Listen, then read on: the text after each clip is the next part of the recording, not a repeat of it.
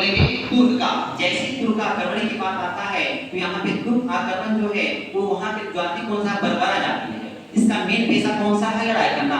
इसका एरिया की बात करेंगे उत्तर पश्चिम चीन साइड में रहने वाले लोग हैं। यहाँ से बोलेंगे एक शासक जिसका नाम है अब्दुल मलिक, ये शासक है लेकिन इसका एक दास कौन है, अल्तगीन। लेकिन यहाँ पे 961 ईस्वी में इसका मृत्यु हो जाता है। जैसे मृत्यु होता है तो उत्तराधिकार का लड़ाई होता है। एक तरफ से अब्दुल मलिक का भाई है, एक तरफ से चाचा है। चाचा का जो सपोर्ट करने वाला कौन है, अल्तगीन। लेकिन स्थिति ऐसा आता है कि इसका भाई कौन है, मंसूर नाम है।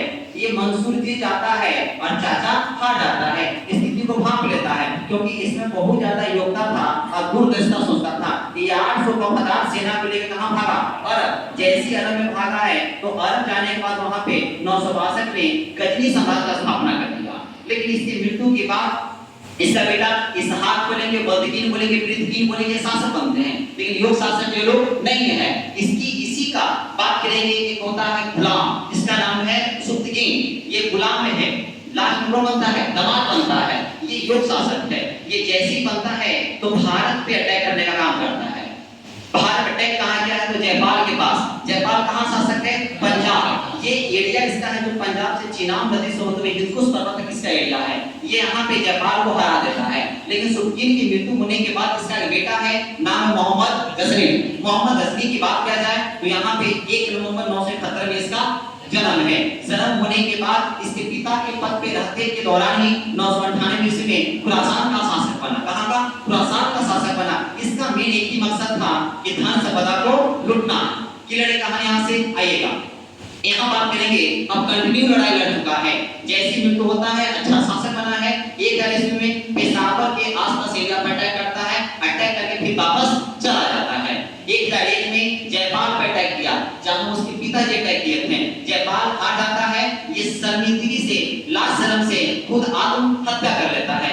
1006 जैसे आता है तो इसी का पुत्र है, इसी का ये पुत्र है। पुत्र किसका है, इसी का ये पुत्र है, जयपाल का ये पुत्र है। ये जयपाल का पुत्र अनंतपाल इस पे अटैक करता है। अटैक करने के बाद अनंतपाल भी हार जाता है। 1008 में मुल्तान पे अटैक है। कहां पे, मुल्तान। मुल्तान को दी जाता है। 1009 में अनंतपाल जो देखे हैं नगर कोट जो एरिया है, ये एरिया कहां से, बात करेंगे हिमाचल। कब लेंगे, हिमाचल एरिया में बसा हुआ ये है। यहाँ से एरिया जीत जाता है, आनंदपाल को हरा देता है। 1014 में थानेश्वर के पास अटैक करता है और वहां का दिल्ली जो एरिया का जो राजा होता है वो बचाव करता है, लेकिन फिर भी यहाँ पे थानेश्वर को जीत जाता है। फिर 1018 में कनौज, बुलंदशहर और मथुरा पर अटैक करता है, तीनों को हरा देता है। हराने के बाद यहाँ देखेंगे मथुरा के आसपास एरिया से लगभग 1000 मंदिर को लूटने का ये काम करता है। फिर आएंगे 1019 पे बुंदेलखंड, बोलेंगे बुंदेलखंड, बुंदेलखंड को लूटने का काम कर दिया। 1021 में ग्वालियर पर अटैक करता है। जैसे ग्वालियर पर अटैक करता है तो ग्वालियर में शासक कौन है, विद्याधर। अब हारने के बाद यहाँ पे संधि होता है। संधि में 15 किला इनको दे दिया जाता है, एक किला लेके आप चले जाएंगे। उम्मीद करते हैं कि यहाँ तक बात समझ में आ गया होगा। अब यहाँ से मेन अटैक करने वाले 225 में सोमनाथ का मंदिर।